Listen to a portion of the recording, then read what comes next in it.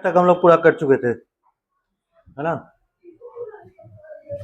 Coelenterata हो गया था ना, तीनों फोड़ा भी बता दिए थे। तीनों फोड़ा नहीं, पूरा नहीं हुआ होगा, शुरू हुआ था।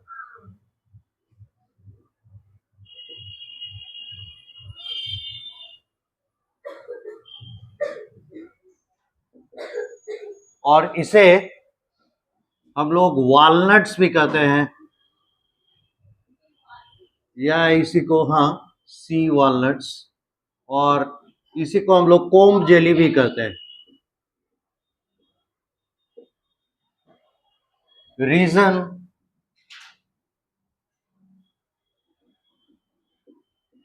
For these names, its appearance. ये दिखता कैसा है, स्फेयर की तरह, ठीक है। और इसमें जैसे बाल झाड़ने के लिए, कंघी करने के लिए कंघी होता है ना, कोम, उस तरह के ये मान लीजिए ये एक फुटबॉल है, ठीक है। और इस फुटबॉल पे इक्वल डिस्टेंस पे ऊपर वाला पोल, नीचे वाला पोल, मतलब इसको अगर एक ऑरेंज की तरह आप समझे तो ऊपर का नीचे का दो पोल हो गया। इस दो पोल के बीच में 8 इक्वल डिस्टेंस पे एक एक कोम घुसा हुआ है, ऐसे समझिए, एक एक कंघी लगा हुआ है। कैसा दिखाई देगा, एक कंघी ऐसे हो गया, है ना, एक ऐसे हो गया, एक ऐसे हो गया, एक ऐसे हो गया। तो हम लोग 4 आगे देख लिए, ऐसे ही बिहाइंड द बोर्ड 4 होंगे, ठीक है। इस तरीके से क्या हो गए, 8 इक्वल डिस्टेंट कोम्स इसमें लगे हुए। अब इन कोम्स का काम क्या है इसमें, या इस प्रोजेक्शन का काम क्या है? So they are used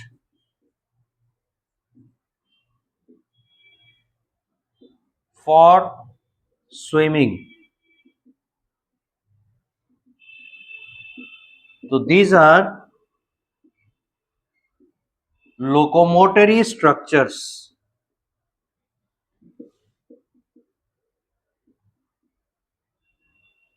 of them. और इसी स्ट्रक्चर के कारण इसका अपीयरेंस वॉलनट की तरह लगता है, ठीक है। अखरोट देखेंगे वो कैसा रहता है, बीच बीच में लगता है ना यहां से कुछ उभरा हुआ है, तो लाइक दैट ये उभरा हुआ है। इसीलिए इसकी तुलना वॉलनट से की गई है, और कोम जेली भी इसी कारण से कहते हैं कोम। और सॉफ्ट स्ट्रक्चर है, बॉडी काफी सॉफ्ट है, अंदर में कोई भी ऐसा हार्ड मटेरियल नहीं है जो इसको काफी स्ट्रेंथ दे, उस तरह का इसमें जैसे स्पिक्यूल्स टाइप कोई स्ट्रक्चर ऐसे नहीं है जो कि हार्डनिंग ऑफ द वॉल करे, बॉडी वॉल करे। तो सॉफ्ट स्ट्रक्चर है, इसीलिए इसे जेली कह दिया। और इधर कोम्ब लगे हुए हैं, एक ऐसा जेली लाइक स्ट्रक्चर जिसमें कोम्ब लगे हुए। तो these are the things, that is why they have named in this way, ठीक है। अब है क्या, जनरल प्रॉपर्टीज।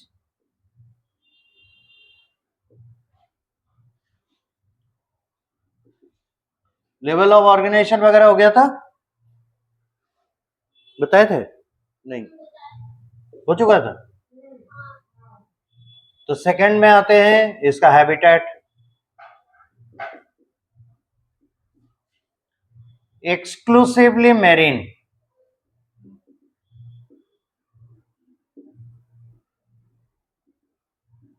मैरीन कहने का मतलब ही साफ है, ये खारे पानी में पाया जाता है, salted water, and they are aquatic. इसके कोई भी मेंबर्स, है ना, फ्रेश वाटर में नहीं पाए जाते, सभी के सभी मैरीन है। Number 3, systems.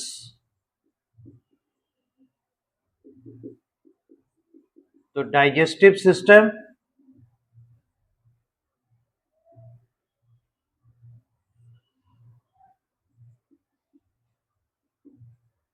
Similar to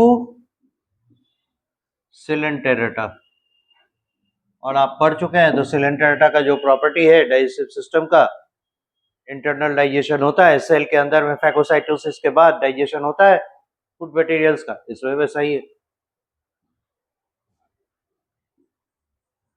respiratory system,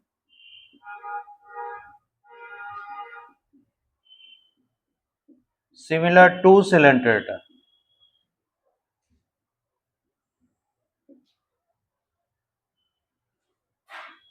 Circulatory system,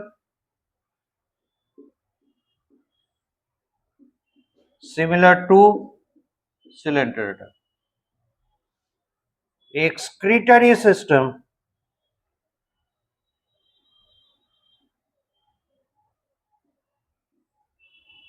ये भी सिमिलर टू Coelenterata.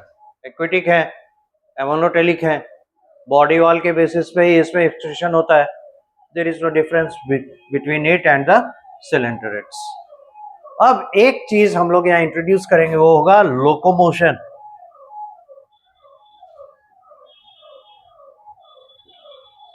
यहां पे ये है ना, Coelenterate से थोड़ा एडवांसमेंट शो करता है. They have comb plates, 8 comb plates on the body for swimming. So are specialized structures. इसलिए ये क्या हो गया, स्पेशलाइज्ड स्ट्रक्चर्स हैं. ठीक है. सम मेंबर्स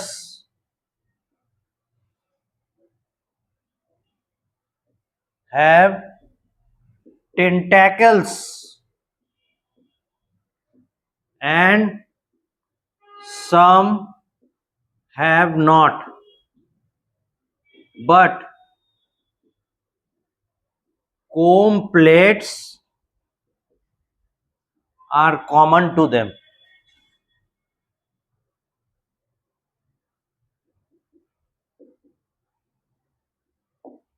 इनमें है ना, वो टेंटैकल लाइक स्ट्रक्चर हो भी सकता है, टेंटैकल नहीं भी हो सकता है, लेकिन इसमें कॉम्ब प्लेट जरूर होते हैं. ठीक है. अब टेंटैकल्स का यहां से क्या रिलेशन है, तो जो Coelenterats हैं उनमें लोकोमोशन के लिए उनका टेंटैकल बहुत बड़ा रोल प्ले करता है. ठीक है. वो नॉट ओनली उसके मूवमेंट एंड लोकोमोशन के लिए हेल्पिंग ऑर्गन की तरह काम करता है, स्ट्रक्चर की तरह काम करता है, बल्कि उसके फूड कैप्चरिंग में भी वो हेल्प करता है.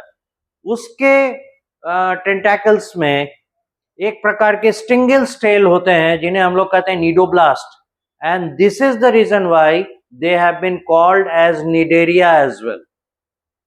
तो उसके पास एक स्पेशल स्टिंगिंग सेल है जो उसके पूरे टेंटैकल्स पे होते हैं, जिसके मदद से वो अपने शिकार को, जो बड़े शिकार हैं, जो बड़े स्ट्रक्चर्स हैं, उन्हें सेंसलेस करने के लिए, पैरालाइज करने के लिए उसमें टॉक्सिक मटेरियल को सीक्रेट करता है बाय स्टिंगिंग देम. और उसका जो स्पेशल स्टिंगिंग सेल है वही है नीडोब्लास्ट. तो उनमें नीडोब्लास्ट पाए जाते हैं. ये थोड़ा सा और एडवांसमेंट शो करता है ना. क्या है, जिनके पास टेंटैकल्स हैं उन टेंटैकल्स में एक स्पेशल टाइप ऑफ सेल पाया जाता है, उसे कहते हैं कोलोब्लास्ट. और ये कोलोब्लास्ट स्टिकी सेल है. जैसे कैसे है म्यूकस स्टिकी मटेरियल होता है, उस तरह का कोलोब्लास्ट एक स्टिकी सेल है. उसके सरफेस पे इसका फूड मटेरियल अटैच हो जाता है, and that tentacle moves the food material into their GBC, gastrovascular cavity. और जीबीसी के अंदर आएगा तो अंदर के तरफ उसके जो डाइजेस्टिव सेल्स हैं वो उन्हें होल्ड अप करते हैं और फिर डाइजेशन प्रोसेस शुरू होता है. तो इस तरीके से ये एक बिट ऑफ एडवांसमेंट शो कर रहा है. स्टिंगिंग सेल से ज्यादा एडवांस्ड हो गया, किसी चीज को पकड़ के ले आना, like that. So these are various reasons कि व्हाई इसे Coelenterata के एडवांस्ड क्लास या एडवांस्ड है ना सब टैक्सा में से हटा के अलग इंडिपेंडेंट फाइलम बना दिया गया. ठीक है. सम कोलोब्लास्ट्स,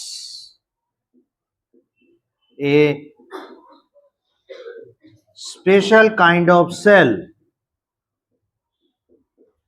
sticky in nature,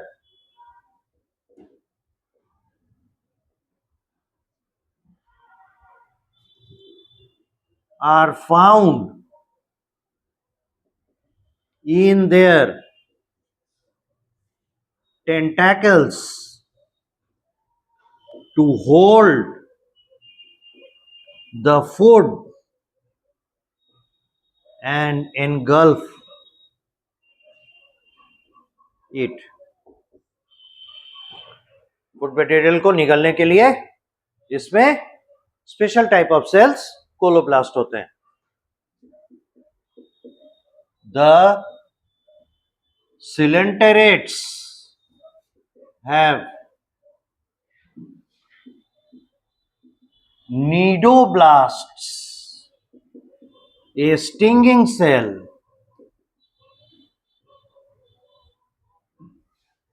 found in their tentacles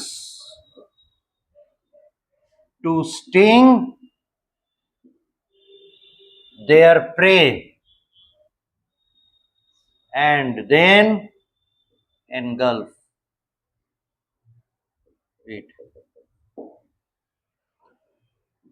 ये याद रखने वाली बात है.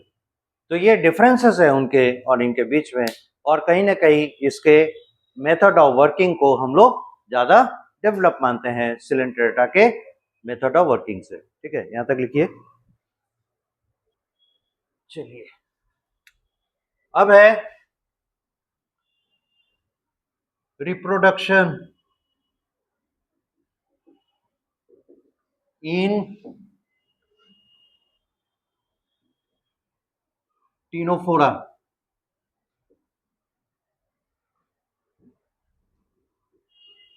देखिए, इसमें भी एनिमल्स हर्माफ्रोडाइट होते हैं, यानी सेक्सुअल डायमॉर्फिज्म एब्सेंट. हाँ, ये है सेक्सुअल रिप्रोडक्शन के लिए. Sexual reproduction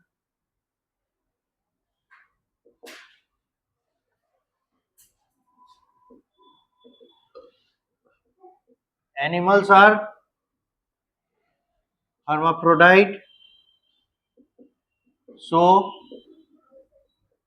sexes are hermaphrodite मतलब ही बाइसेक्सुअल होता है.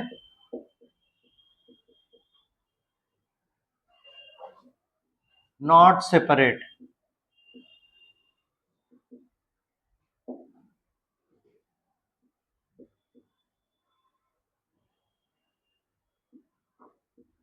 मोनोसियस.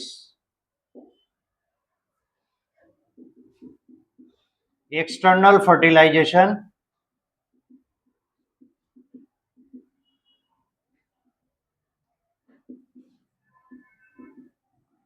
इनडायरेक्ट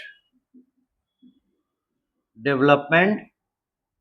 और इनडायरेक्ट डेवलपमेंट का मतलब होगा, ये मान लीजिए जाइगोट है और इसका फॉर्मेशन क्यों हुआ? क्योंकि दो गैमेट्स फ्यूज किए, सिंगल सेल बना. जाइगोट फिर डेवलप होगा, डेवलप्स इनटू लार्वा. लार्वा फिर डेवलप होगा, डेवलप्स बाय मेटामॉर्फोसिस. अब ये टर्म क्या है, इसे हम लोग बताते हैं, देखते हैं. Metamorphosis into adult. तो ये इसका प्लान होता है, कैसे इसका सेक्सुअल रिप्रोडक्शन आगे बढ़ेगा. ठीक है. अब एक टर्म है मेटामॉर्फोसिस.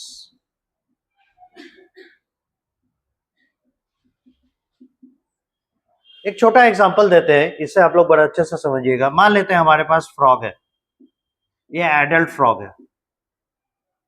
ठीक है. इस एडल्ट फ्रॉग में आपको ऑब्जर्वेबल कैरेक्टर क्या क्या दिखता है?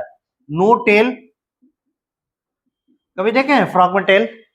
कभी नहीं. They don't have tails. उसमें फिर क्या देखते हैं? 2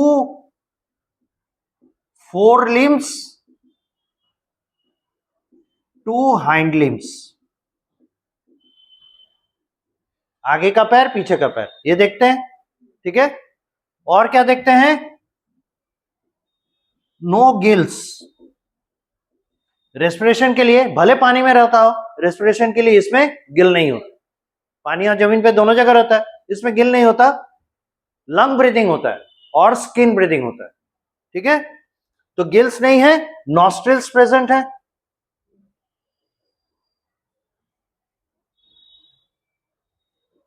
तो ये एडल्ट फॉर्म है इसका, राइट। अब फ्रॉग का लार्वा होता है, जानते हैं, फ्रॉग लार्वा, इसे कहा जाता है टैडपोल, राइट, इसे टैडपोल कहते हैं। टैडपोल को अगर देखिएगा, it is almost similar to a fish. इसमें क्या होगा, टेल प्रेजेंट, ये पानी में ही रहता, जमीन पे आ नहीं सकता, नो लिम्स, गिल्स प्रेजेंट। अब देखिए, तो इसमें टेल प्रेजेंट है, इसमें एब्सेंट है, यानी प्रेजेंट से एब्सेंट जाना पड़ेगा। फिर क्या है, नो लिम्स से इसे लिम्स एक्वायर करने पड़ेंगे। फिर गिल्स है, गिल्स को डिस्पोज करके, हटा के, रिमूव करके इसे क्या होगा, नॉस्ट्रिल लाना पड़ेगा, जो एक्सटर्नल सरफेस पे देख रहा है। इंटरनल में हम लोग देखेंगे इसमें लंग डेवलप करता है। तो ये जो आप देख रहे हैं ना, ये चेंजेस, इन चेंजेस के वजह से लार्वल फॉर्म एडल्ट फॉर्म में कन्वर्ट हो रहा है। और जिस फॉर्म में ये हैच आउट हुआ, हैच आउट मतलब अंडे में से बाहर निकल, जिस फॉर्म में ये अंडे में से बाहर निकल रहा है, वो फॉर्म और इसका मैच्योर्ड फॉर्म, दोनों में अंतर है ना। कुछ ऑर्गेन्स इसमें हैं, कुछ ऑर्गेन्स इसमें नहीं है, कुछ ऑर्गेन्स इसमें नहीं है, कुछ ऑर्गेन्स इसमें आए। तो जब डेवलपमेंट के दौरान कुछ ऑर्गेन्स को, जो एक्सटर्नल लेवल पे अगर हम लोग देखें, अंदर तो देखेंगे तो मर ही जाएगा, बाहर से अगर देखें तो अगर किसी ऑर्गेन को वो बदलता है, नया ऑर्गन डेवलप करता है, या एग्जिस्टिंग ऑर्गन को सैक्रिफाइस करता है, और तब जाके एडल्ट फॉर्म में कन्वर्ट होता है, इस तरह के डेवलपमेंट का नाम है metamorphosis. Morphosis, morph, change in morphology, ऐसे समझ लीजिए। तो ये मेटामॉर्फोसिस जो है, ये बताता है कि जिस फॉर्म में बना था, यंग स्टेज में था, एडल्ट स्टेज में आते आते उसमें इतने सारे चेंजेस हुए, ठीक है। अब एक बात बताइए, ह्यूमन में मेटामॉर्फोसिस होगा? नहीं होगा, क्यों बताइए तो? यस, क्योंकि ह्यूमन बीइंग जब जन्म लेता है, उसमें जितने ऑर्गन्स दिखाई पड़ते हैं, एडल्ट में भी उतने ही ऑर्गन्स रहते हैं। The difference is that size of the organs increase, maturity comes up, but no new organ comes up or no existing organ is removed. तो इस तरह का डेवलपमेंट हम लोग कहते हैं डायरेक्ट डेवलपमेंट, सीधा डेवलपमेंट, मतलब बन के ही आया, बस ऑर्गन डेवलपमेंट हुआ। इनमें क्या हुआ, इनडायरेक्ट डेवलपमेंट, उन ऑर्गन्स के साथ ये जन्म नहीं लिया था, they have acquired in the course of their life. इस तरह के डेवलपमेंट को हम लोग कहते हैं क्या, इनडायरेक्ट डेवलपमेंट। तो याद रखिए, जहां पे भी आपसे क्वेश्चन पूछे डायरेक्ट डेवलपमेंट या इनडायरेक्ट डेवलपमेंट, तो अगर आपको पता है कि उसमें लार्वल फॉर्म प्रेजेंट है, तो आप कह देंगे इनडायरेक्ट डेवलपमेंट। या आपको कहे कि इनडायरेक्ट डेवलपमेंट है, बताओ बच्चों कि इसमें लार्वा होगा या नहीं? ऑफ कोर्स इनडायरेक्ट डेवलपमेंट है तो लार्वा होगा ही, क्योंकि लार्वल फॉर्म इटसेल्फ ये प्रूफ करता है कि इसमें कुछ ना कुछ ऐसे स्ट्रक्चर्स हैं जो या तो चेंज होंगे या नए आएंगे, तभी ये एडल्ट में कन्वर्ट होगा, राइट। तो दिस इज मेटामॉर्फोसिस। तो एग्जांपल से ये बात पूरा समझ में आ गया, अब इसको अलग से बताने की जरूरत नहीं है। तो इनमें सेक्सुअल रिप्रोडक्शन के दौरान कैसा डेवलपमेंट होगा, इनडायरेक्ट डेवलपमेंट। रीजन क्या है, इसमें लार्वा प्रेजेंट।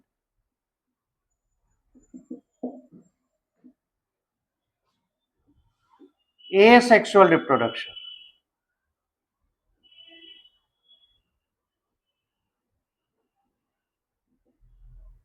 takes place.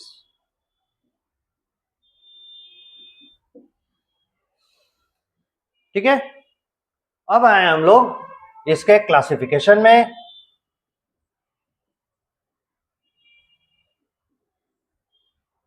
इसे हम लोग डिवाइड किए कितने क्लासेस में? 2 क्लासेस में, फाइलम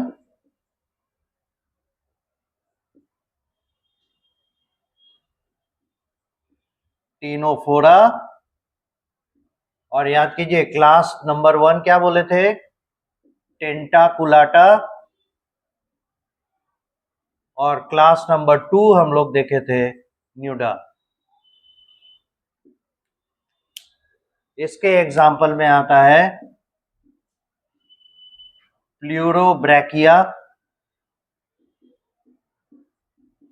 टीनोप्लाना जो आपके बुक में दिया हुआ है। न्यूडा के एग्जाम्पल में आता है Beroe, BROAE, Beroe, Pleurobrachia, Ctenoplana. ठीक है, तो this is how we end the Ctenophora.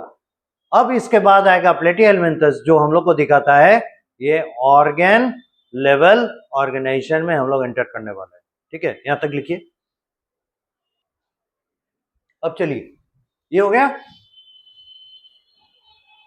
इसलिए मोटिवेटेड रहना बहुत जरूरी है, यही आपको सक्सेस की ओर ले जाता है। क्योंकि कोई भी काम जो है, जो टफ है, वो हार्ड और सिंसियर लेबर खोजता है, और उसके लिए हमारा दिमाग हमारे साथ होना चाहिए।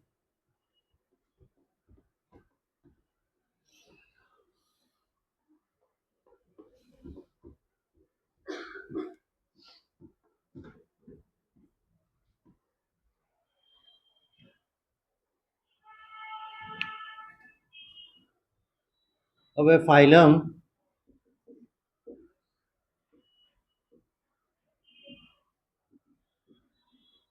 प्लेटीहेलमिन्थस, इन्हें ना फ्लैट वर्म कहते हैं।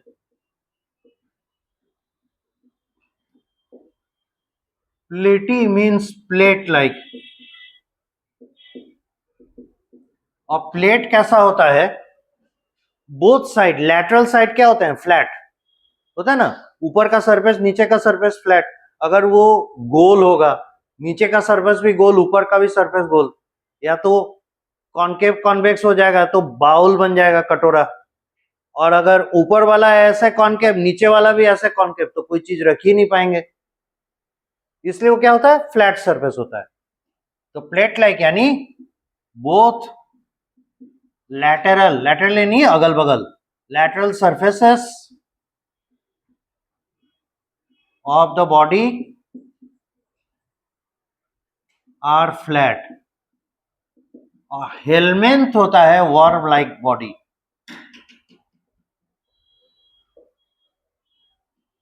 तो देखिए, तो मिला के फ्लैट वर्म, इसीलिए इसे कहा गया फ्लैट वर्म। ठीक है, तो हर एक के पीछे जो कॉमन नेम दिया गया है ना, उसके पीछे कुछ ना कुछ लॉजिक है, ऐसे ही नहीं कर दिया गया।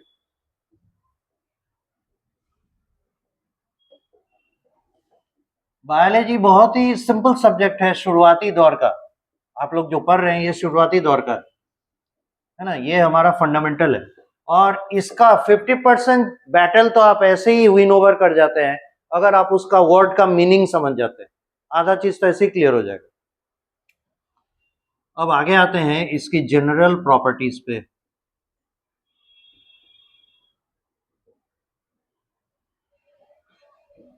पहले लेवल पे लेते हैं क्या हम लोग? Level of organisation.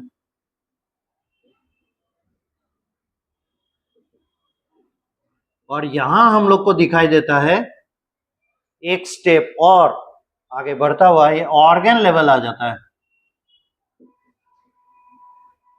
पिछले तक टिश्यू लेवल था, इससे ऑर्गन लेवल आ गया। सिमेट्री,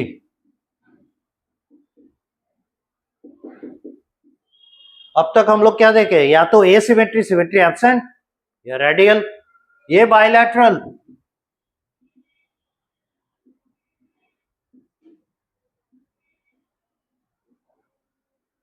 तो क्या लगता है रेडियल सिमेट्री से जो बायलैटरल सिमेट्री में उतरा, ये एडवांस कैरेक्टर होगा कि प्रिमिटिव कैरेक्टर होगा? एडवांस कैरेक्टर होगा।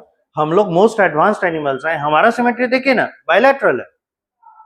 तो यानी हम लोग कह सकते हैं, उस रेफरेंस पॉइंट से हम लोग कह सकते हैं कि बायलैटरल सिमेट्री क्या होना चाहिए, advance character.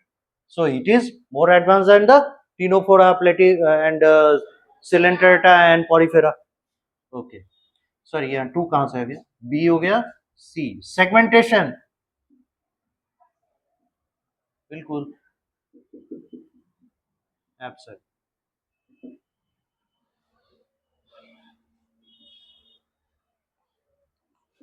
Number of germinal layers,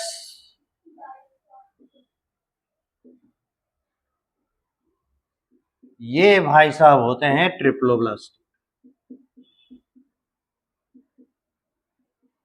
क्योंकि कोई चारा नहीं है ना, ऑर्गेन आ गया है, तो इसे एक्टो, एंडो एंड मेसोडर्म रखना ही पड़ेगा। So this is the first animal phylum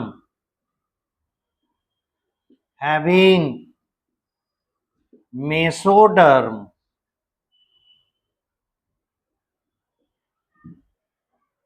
so triploblastic animals.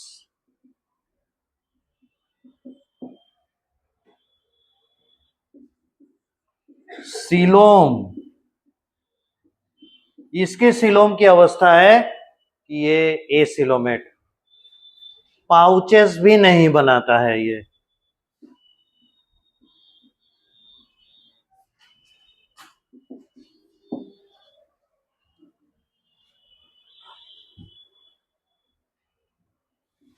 और ये तो जग जाहिर है, नोटोकॉर्ड, जब तक कॉर्डेटा नहीं आएगा एब्सेंट ही लिखाएगा।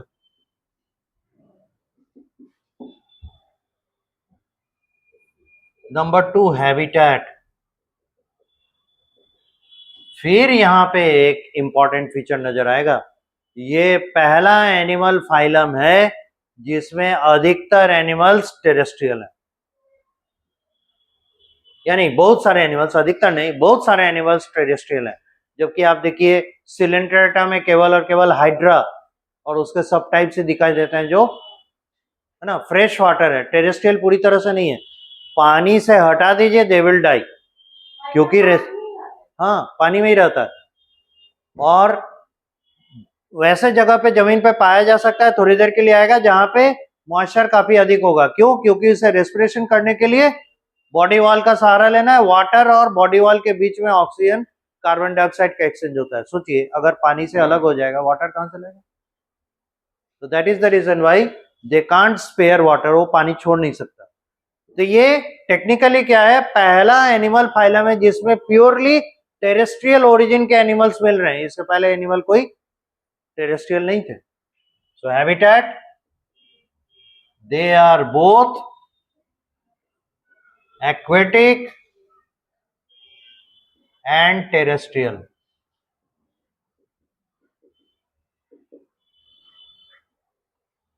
पहला इंपॉर्टेंट फीचर। दूसरा है दे आर आइदर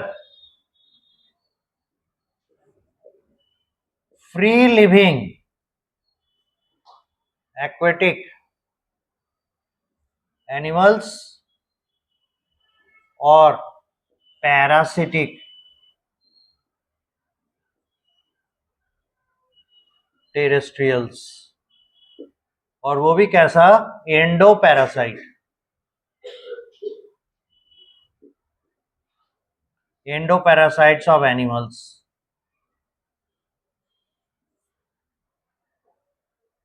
ये है इनका हैबिटेट। यहां तक लिखिए, फिर आगे बढ़ते हैं।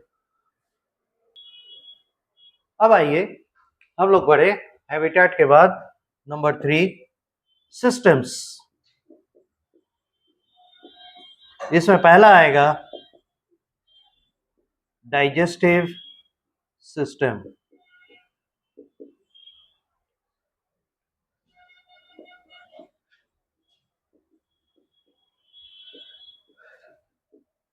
Partially developed.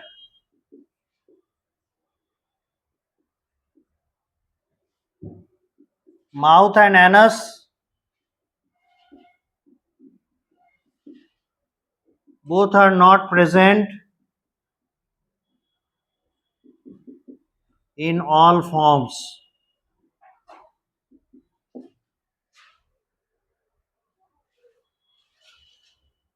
तो फुल्ली डेवलप्ड डाइजेस्टिव सिस्टम इसमें नहीं होता.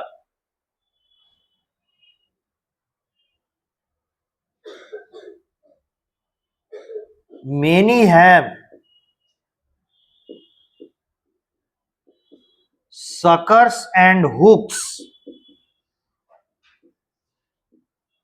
at their head. बहुत सारे ऐसे हैं जो पैरासिटिक फॉर्म्स हैं, है ना, जो एंडोपैरासाइट है, उनमें सकर और हुक होता है. अब सकर से काम क्या करता है? It is used to absorb nutrients. और कैसा nutrient? Digested nutrients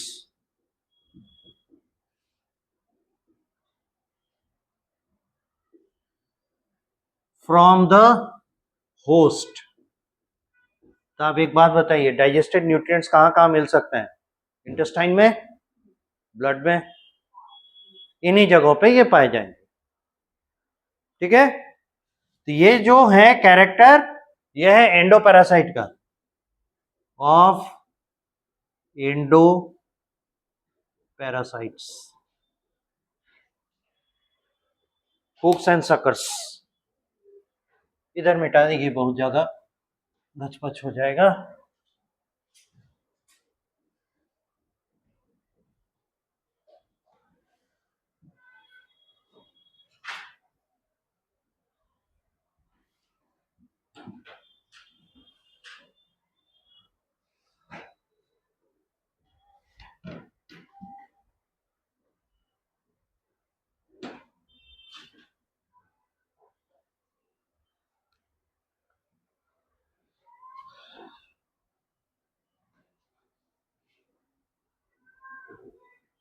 respiratory system absent. Exchange of gases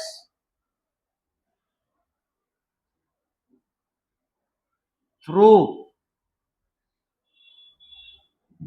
body wall. अब देखिए, कुछ एंडोपैरासाइट्स हैं जो इंटेस्टाइन में बैठे हुए हैं, वहां ऑक्सीजन कहां से आएगा? तो वहां क्या हो जाते हैं? वो एनाएरोबिक हो जाते हैं.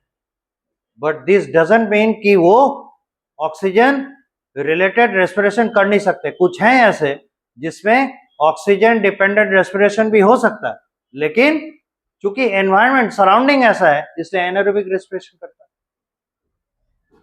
But the endoparacytes are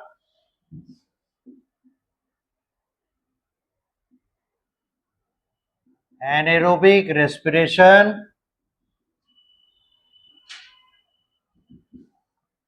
doing animals.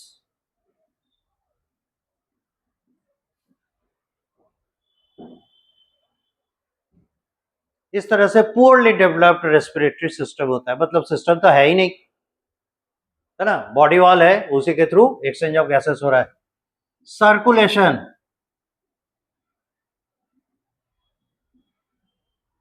Water vascular system, water transport system इसमें नहीं है, ब्लड है नहीं.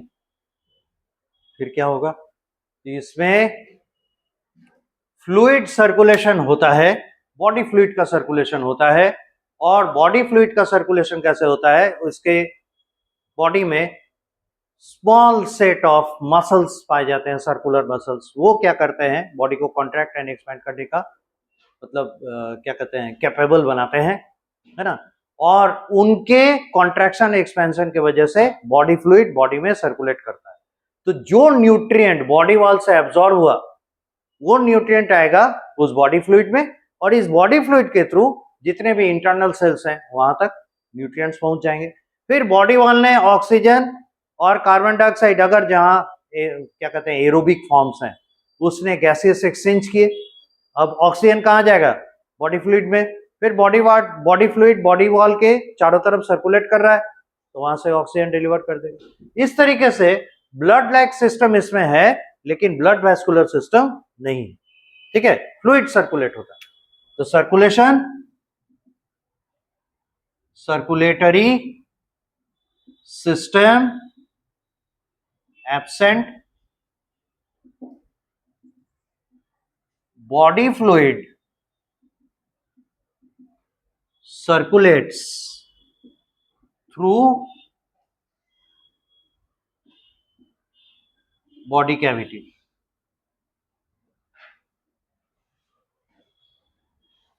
बहुत प्रिमिटिव टाइप एनिमल है, बहुत ज्यादा इसमें है ना एडवांसमेंट हम लोग को नहीं मिलते। एक्सक्रीशन या excretory system,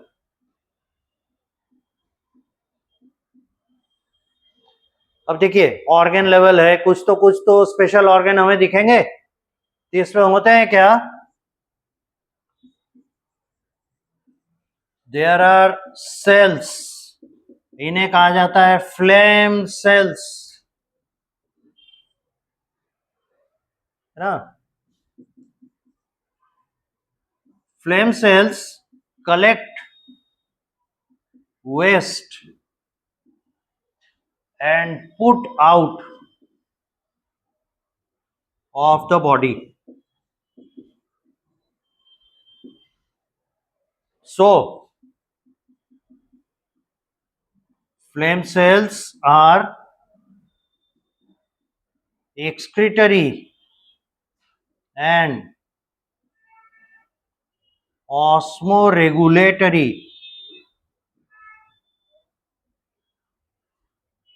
organ.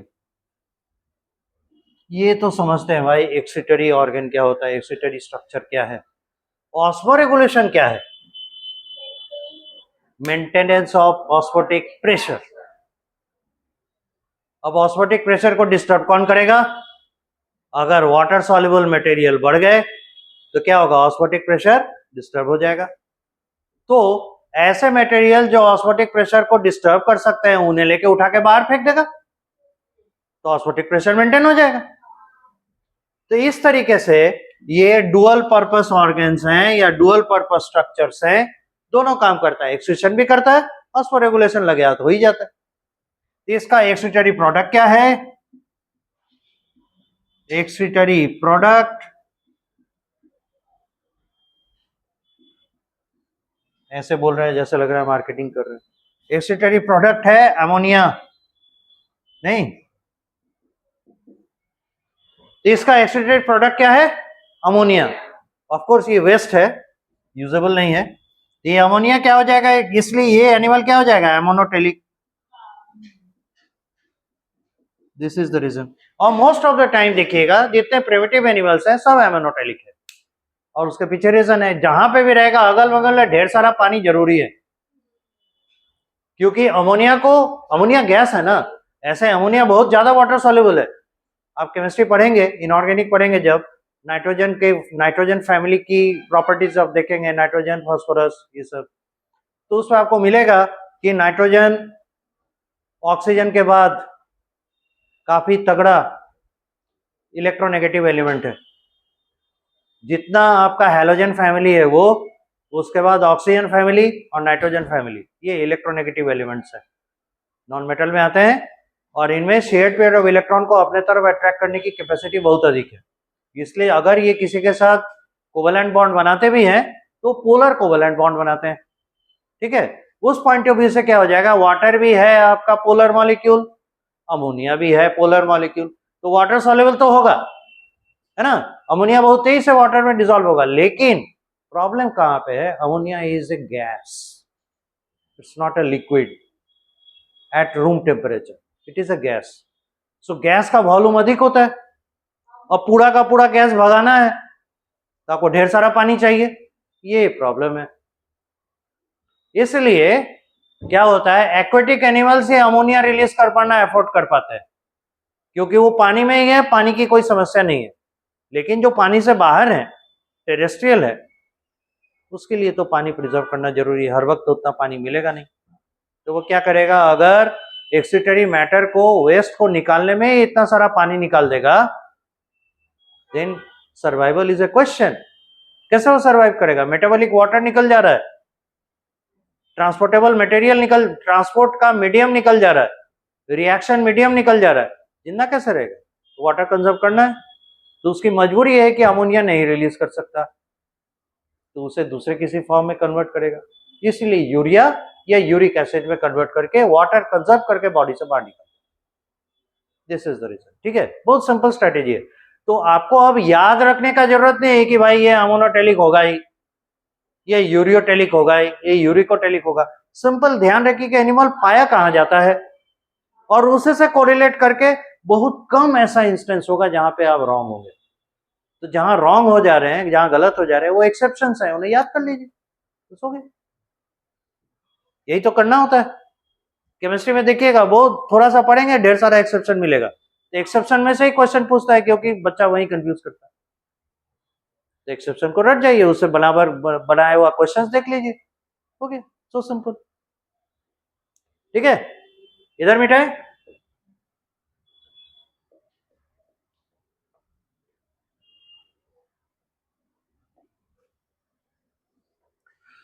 Okay, so excretion now, locomotion, free living forms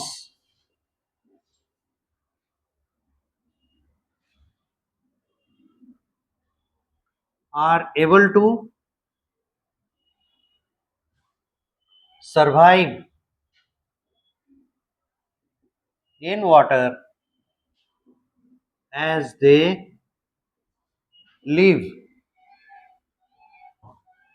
in stagnant water.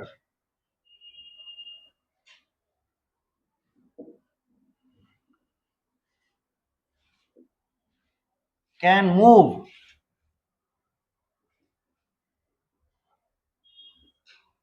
with their body movement in water. Endoparasites